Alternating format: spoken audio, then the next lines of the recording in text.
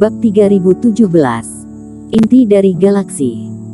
Benda ini tampaknya menjelajahi lingkungan sekitar setiap kali bergerak maju, jadi membuat kompas untuk terus berubah. Selama perjalanan, Erikin juga melihat banyak monster jiwa hidup yang berada tidak jauh. Tidak sama seperti orang yang menghindari badai Reiki. Seekor monster jiwa dengan santai berbaring atau duduk, dia tampak seperti tidak memiliki rasa takut terhadap badai. Melihat kerumunan yang lewat, para monster jiwa ini sedikit waspada dan mundur. Namun ketika mereka sudah lewat, monster jiwa akan kembali ke tempat asalnya dan terus bermain. Apakah monster-monster jiwa ini tidak takut dengan badai Reiki? Erikin bertanya dengan rasa ingin tahu. Pada saat ini, aliran Reiki bergejolak menjadi lebih ganas dari sebelumnya dan itu sudah dapat mengancam para kultivator puncak fase transendensi. Para monster jiwa ini memiliki tingkat kultivasi tinggi dan rendah, yang lemah pun hanya dalam fase transendensi, tetapi mereka tidak menghindar seperti mereka. Mungkin karena mereka tidak cukup pintar atau mereka adalah roh sisa, jadi tidak memiliki konsep kehidupan. Kata Hani Guo. Ini sepertinya tidak benar. Aku pernah bertemu monster jiwa sebelumnya, pada saat itu mereka tahu bagaimana cara menghindar dan juga bisa merasa takut. Kata Erikin. Mereka mungkin secara naluriah takut pada master, tetapi bahkan jika kamu membunuh mereka sebelumnya, mereka juga tidak akan mati. Hani Guo tertawa. Apakah monster-monster jiwa ini abadi? Tanya Erikin dengan heran. Tentu saja, monster jiwa itu sendiri muncul setelah kematian dua raja abadi, lalu fragmen jiwa dewa tersebar dan karena beberapa alasan khusus, jadi mereka pun menjadi seperti saat ini. Hani Guo jelas tahu banyak tentang galaksi Yuan dan memberikan penjelasan. Baru saat itulah Erikin tahu bahwa bahkan jika monster jiwa ini dibunuh oleh dirinya sendiri, pecahan jiwa dewa tidak akan hilang, yang maksudnya sama saja dengan berintegrasi kembali ke dunia ini. Seiring waktu, itu akan membeku kembali di bawah Reiki. Tidak heran ketika dirinya membunuh monster jiwa, benda-benda ini berubah menjadi asap, jadi rupanya seperti ini. Jika tidak, jika jumlah monster jiwa terbatas dan membunuh satu berkurang satu, maka wilayah rahasia galaksi yang sudah dibuka berkali-kali, diperkirakan sudah punah sejak lama. Ketika berbicara tentang ini, itu juga melibatkan alasan pembentukan badai Reiki. Mendengar pengetahuan yang belum pernah dia dengar sebelumnya, Erikin juga sedikit menggerakkan matanya, diam-diam mengagumi kehebatan bumi. Badai Reiki muncul karena jurang galaksi berisi aura yang berbeda dari kedua raja abadi. Kedua aura itu tidak cocok satu sama lain dan keduanya sangat kuat.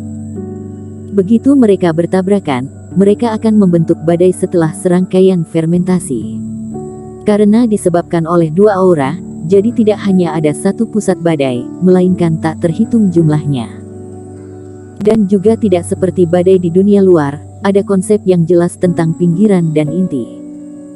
Kesimpulannya, ini adalah kekacauan. Dalam ruang lingkup badai, mungkin juga ada pusat badai di tepi, sementara kedalamannya mungkin sangat aman.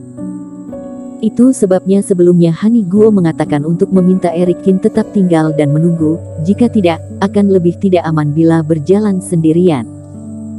Alasan mengapa badai ini belum padam selama ribuan tahun juga terkait dengan wilayah rahasia di tengah galaksi. Tidak peduli seberapa kuat Raja Abadi, energi abadi ada batasnya.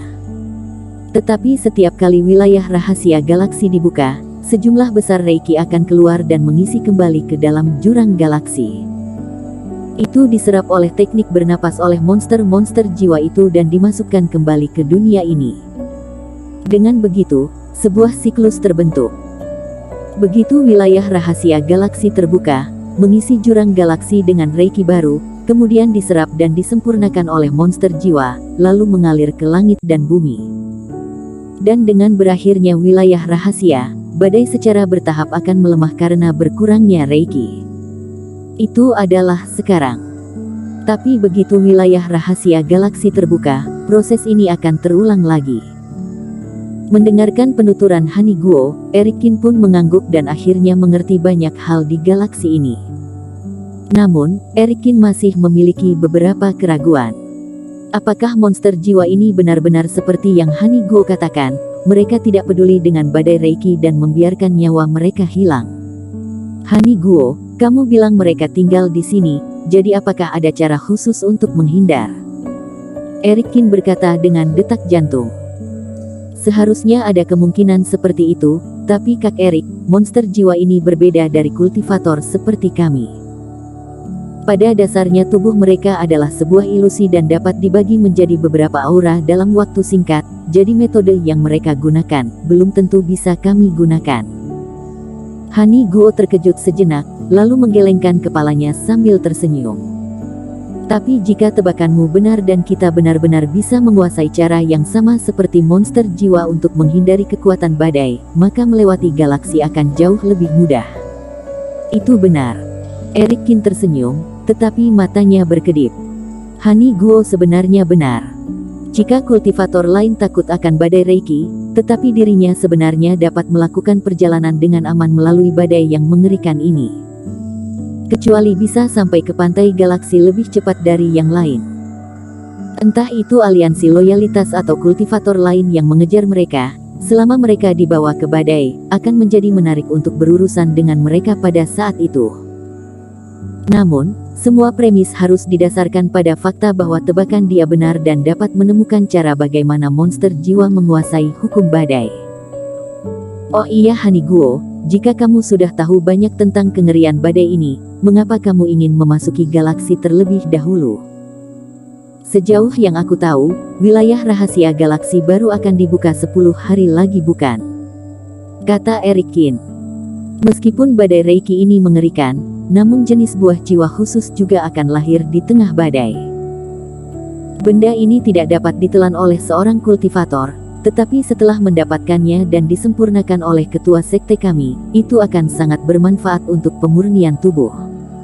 Hani Guo tidak menyembunyikan apapun tentang ini. Bagaimanapun juga, ini adalah sesuatu yang diketahui oleh banyak kultivator. Sekte pemurnian tubuh mereka ada di wilayah selatan dan salah satu tujuan mereka bersusah payah pergi ke Gunung Sihir untuk berpartisipasi dalam pelatihan di wilayah rahasia galaksi adalah untuk benda ini. Sekte pemurnian tubuh tidak pernah ingin menyembunyikan ini dan tentu saja mereka juga tidak bisa menyembunyikannya.